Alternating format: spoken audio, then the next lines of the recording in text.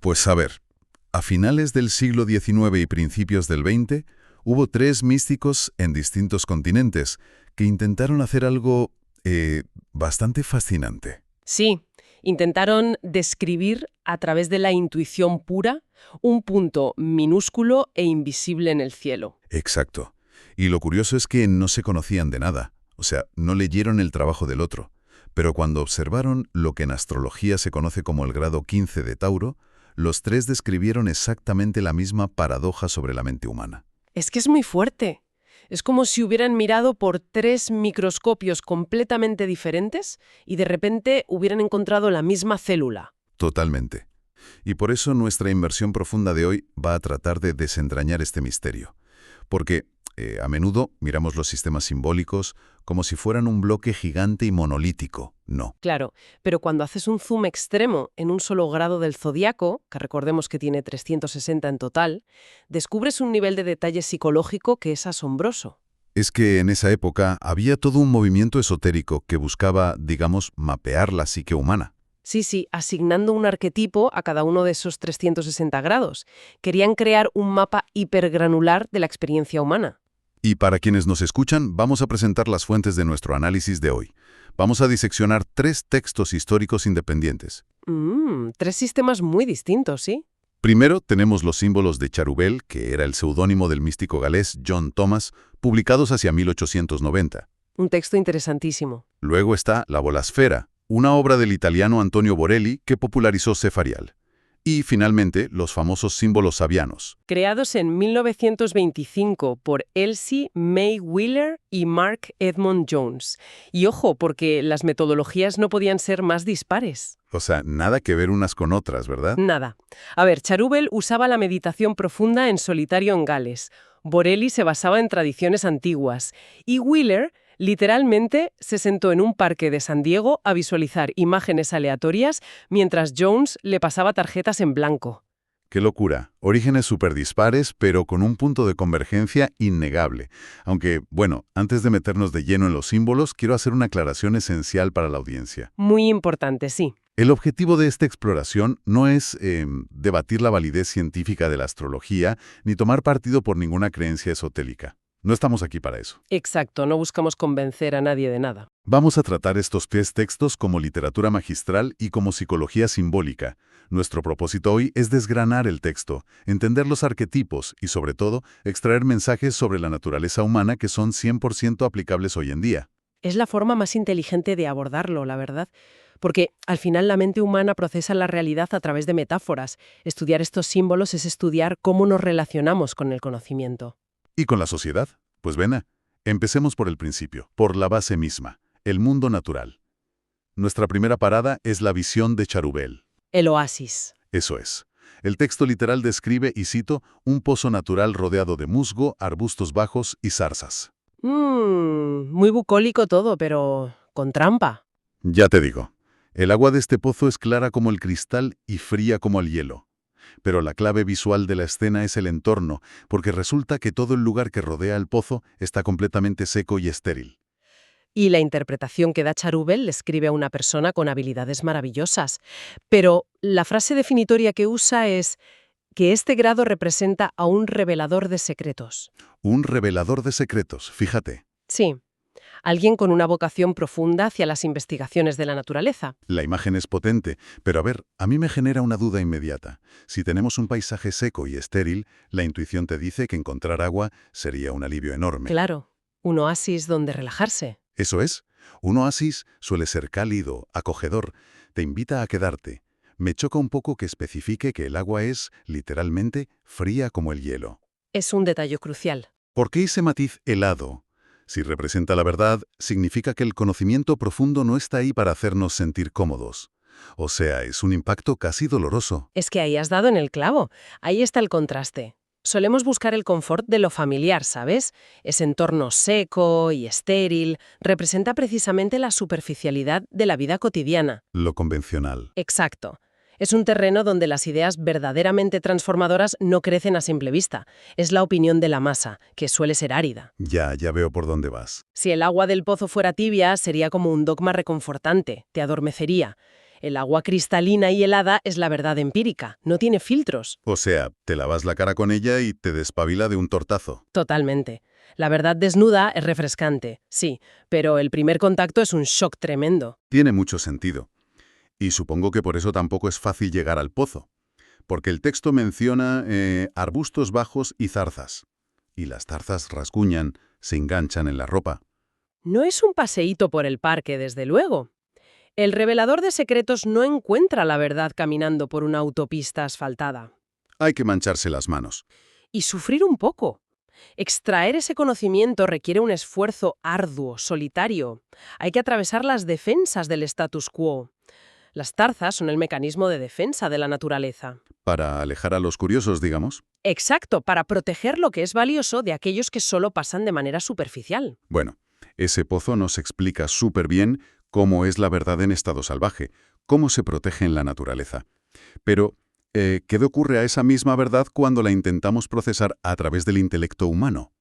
Cuando nos encerramos entre cuatro paredes, ¿quieres decir? Sí, porque no nos quedamos a vivir en el bosque. Construimos bibliotecas, estudios, y Borelli imaginó exactamente ese escenario que es nuestra segunda fuente, la bolasfera. Pasamos del entorno agreste al interior de un estudio. Es la evolución del mismo arquetipo, pero aplicado a la mente civilizada, digamos. Y el texto de la bolasfera es fascinantemente específico. Describe a un hombre venerable sentado bajo una luz incierta, es decir, en la penumbra. Rodeado de libros. Sí, de libros y diferentes instrumentos científicos. Y ojo a la palabra clave que Sefarial le asigna a este símbolo, porque es contundente. Misterio. Y cuando profundizamos en ese misterio, vemos que define a una naturaleza intensamente estudiosa.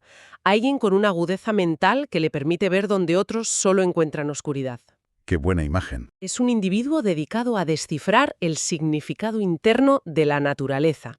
Actúa por motivos que el resto del mundo no pilla. Y ojo a esto, el texto advierte de una paradoja. A ver. Dice que opera en la soledad, pero que siempre estará rodeado de amigos. Literalmente dice que será buscado aunque él no busque a nadie. Ostras, me quiero detener ahí y también en lo de la luz incierta, la penumbra. Porque hoy en día asociamos la ciencia con laboratorios de paredes blancas, luces fluorescentes cegadoras. Todo súper aséptico y expuesto. Claro, donde todo está a la vista. Sin embargo, este erudito trabaja casi a oscuras. ¿No es la penumbra el único espacio donde la intuición tiene margen real para operar? Es una analogía soberbia, de verdad. Porque si todo está iluminado, ya no hay misterio que resolver. Exacto. Y si todo está a oscuras, hay pura ignorancia. No ves nada. Claro.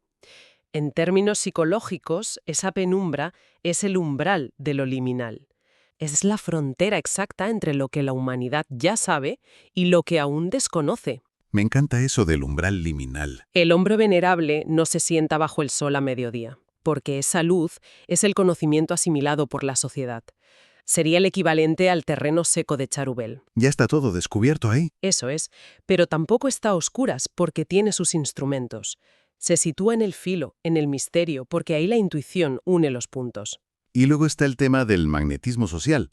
Si hacemos un paralelismo con el mundo de hoy, este perfil me recuerda un montón a ciertos investigadores independientes. O creadores que van a su bola. Total, alguien que no hace ruido en redes sociales, que no está mendigando atención, ni subiendo hilos interminables intentando convencer a la gente de lo listo que es. Trabaja encerrado en su disciplina. Y paradójicamente, cuanto más se aísla, más gente acude a pedirle consejo. Porque la autenticidad ejerce una gravedad natural, o sea, tiene un peso innegable.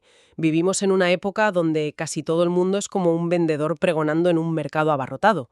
Sí, compradme, miradme. Pues este hombre no pregona. Su soledad es solo el taller necesario para procesar esa agua helada que sacó del pozo. Y cuando alguien procesa la verdad así, se convierte en un recurso invaluable. La gente sedienta va a buscarle. Aunque él no haya puesto ningún cartel luminoso anunciándolo, exactamente. Vale, entiendo cómo funciona la mente de este erudito en la privacidad de su estudio. Pero aquí surge un conflicto narrativo inevitable, porque nadie vive en el vacío absoluto. Tarde o temprano hay que salir a la calle. Claro, en algún momento esta mente brillante tiene que enfrentarse al escrutinio social, a la burocracia, a un mundo lleno de banalidad que francamente no entiende su trabajo. Y ahí es donde entra el peligro. ¿Cómo sobrevive esa verdad interior cuando choca de frente con la plaza pública? Pues esa pregunta nos lleva directos a nuestra tercera fuente, los símbolos sabianos. Aquí es donde Wheeler visualizó en 1925 el mecanismo de defensa definitivo. ¿La armadura para caminar entre la multitud? Exacto. La visión de los sabianos es quizá la más visual de las tres, la más llamativa. Describe a un hombre embozado. Para quienes nos escuchan, embozado es llevar un abrigo y una bufanda o embozo subido hasta cubrir casi todo el rostro. Protegiéndose del clima. Pero ojo, este mismo hombre embozado lleva también puesto un elegante sombrero de seda, la típica chistera de copa alta de la época. Y la palabra clave aquí es sofisticación. Una imagen cargadísima de contraste. Fíjate, por un lado nos habla de la integridad del espíritu frente a la maquinaria del mundo material. ¿Mm? Y por otro lado, exige lo que el texto llama una insensibilidad superficial. Insensibilidad. Suena duro. No es crueldad, ¿eh? Es la máscara exterior, la ropa elegante y el embozo que usas para lidiar con la sociedad sin verte comprometido. Vale, tengo que hacer de abogado del diablo aquí, porque a primera vista es una contradicción casi cómica. A ver, cuéntame. Tienes a un tío que se tapa la cara con una bufanda enorme, ocultando su identidad, como huyendo de que le miren, pero a la vez lleva un sombrero de seda de copa, que es el accesorio diseñado para gritar hola, miradme, tengo estatus. Llamamos un camuflaje corporativo, o sea, aprenderte la jerga en una reunión de directivos, ponerte el traje caro, cumplir los rituales sociales, y cuando te dan el visto bueno, te dejan en paz. Es una armadura. Sí. El término camuflaje corporativo da en el clavo. Volvamos al pozo de Charubel un segundo. Esa agua fría es vulnerable. Muy vulnerable. Si sales a la sociedad y ofreces el agua fría directamente, la sociedad va a reaccionar fatal. El terreno estéril banalizará el descubrimiento. O atacará al mensajero. ¿Qué suele pasar? La sociedad exige que juegues bajo sus reglas materiales. Exige un tributo. Y el sombrero de seda es el tributo. Eso es. Representa el éxito mundano. Le dice a la multitud, tranquilos, soy uno de los vuestros, sé cómo funciona el mundo. El sombrero satisface la superficialidad del entorno. Ven el estatus y dejan de hacer preguntas incómodas. Claro. Pero el rostro, la verdadera identidad, permanece embozada, protegida, de verdad. Ostras, es brillante. O sea, usa el lenguaje de la superficialidad para proteger su profundidad interior. Porque la palabra sofisticación a veces tiene connotaciones negativas, como de ser un poco pretencioso o falso, ¿no? Sí, como algo adulterado. Pero aquí la sofisticación es pura supervivencia. Es tener el talento de manejar lo mundano para que lo mundano no te destruya. Y fíjate en el término que mencioné, insensibilidad superficial. Muchas personas con una vida interior rica sufren un montón porque son hipersensibles al ruido exterior. A la fricción del día a día. Lo que este grado sugiere es que para proteger el pozo necesitas desarrollar una capa de teflón emocional, poder caminar por el mercado sin que el caos te afecte. El embozo te aísla del clima adverso de la opinión pública. Esto nos coloca en una posición perfecta para la gran síntesis de nuestra exploración. Hemos analizado tres símbolos de tres mentes distintas, centrados en el mismo exacto grado zodiacal. Y encajan como un puzzle. De forma casi matemática, sí. Nos cuentan la historia de cómo custodiar la verdad. El hilo conductor es innegable. Primero, la fuente, el pozo de Charubel. La verdad pura y helada, que requiere atravesar zarzas. Segundo, la mente que la procesa, el hombre venerable de la bolasfera, que se aleja del ruido para estudiar en la penumbra. Convirtiéndose en un faro magnético, ojo. Y tercero, la estrategia de protección, el hombre embozado de los sabianos. Nos enseña a usar la sofisticación material como máscara táctica para evitar que el mundo banal lo corrompa todo. Si tuviéramos que resumir el mensaje de estas tres visiones, sería la existencia de una dualidad necesaria. Un exterior que intencionalmente oculta frente a un interior enormemente rico. O sea, el páramo estéril esconde el agua. La habitación a oscuras esconde una mente brillante.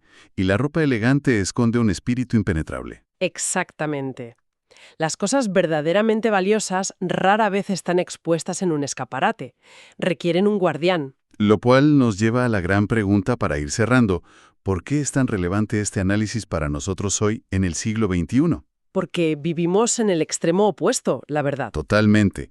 Vivimos en la era de la hipertransparencia obligatoria.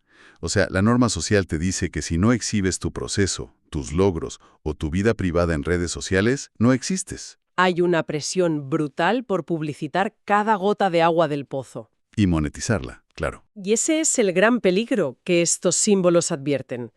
Cuando expones todo constantemente, la verdad pierde su profundidad y se evapora. Como un charco al sol. Tal cual. Lo que este grado 15 de Tauro subraya es el tremendo poder de cultivar un refugio interior que sea solo tuyo. No todo el conocimiento tiene que ser contenido de consumo rápido. Hay una enorme dignidad en atreverse a ser un buscador silencioso, la verdad, en poner una barrera saludable entre tu mundo interior y lo que la sociedad exige de ti. Y confiar en la gravedad de tu propio trabajo. Eso es lo más difícil hoy. Si tu investigación en la penumbra es real, no necesitas dar voces para conseguir una audiencia. El misterio hablará por sí solo, atrayendo a quienes pueden entenderlo. No es aislarse de todo, ¿eh? Es proteger la calidad. Es saber cuándo ponerse el sombrero de seda para salir y cuándo retirarse al estudio. Qué gran lección sobre poner límites, de verdad. Y para despedir esta inversión de hoy, queríamos dejar a quienes nos escuchan con un pensamiento final, una provocación. Un ejercicio mental. Exacto.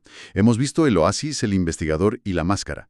Pero si cualquiera de nosotros, con el ruido constante de hoy en día, tuviera que diseñar su propio símbolo para representar ese refugio, ¿cuál sería? Buena pregunta. ¿Sería quizá un disco duro súper encriptado dentro de una caja fuerte de cristal?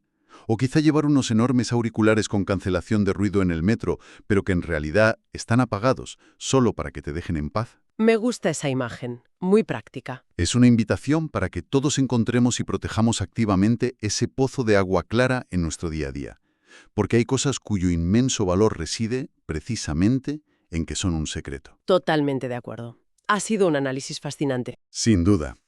Esperamos que esta exploración os haya dado buenas herramientas para reflexionar sobre vuestro propio espacio interior. Hasta la próxima inmersión.